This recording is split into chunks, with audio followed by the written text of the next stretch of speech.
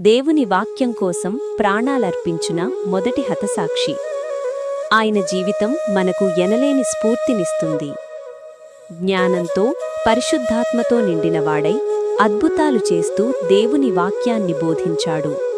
ఆయన సత్యం మాట్లాడుతున్నప్పుడు ఆయన ముఖం ఒక దేవదూత ముఖంలా ప్రకాశించేది. కాని సత్యాన్ని సహించలేనివారు ఆయనపై అబద్ధపు నేరాలు మోపి విచారణకు నిలబెట్టారు. వారు కోపంతో చెవులు మూసుకున్నప్పటికీ స్టెఫాను ధైర్యంగా దేవుని మహిమను ప్రకటించాడు. యెరూషలేము వెలుపల రాళ్లతో కొడుతున్నా ఆయన ద్వేషించలేదు. ఆకాశం వైపు చూస్తూ, ప్రభువా, వీరి పాపమును వీరిమీద మోపకుము అని ప్రార్థిస్తూ ప్రాణాలర్పించాడు. మరణం వరకు నమ్మకంగా ఉన్న స్టెఫాను సాక్ష్యం నేటికీ సజీవమే.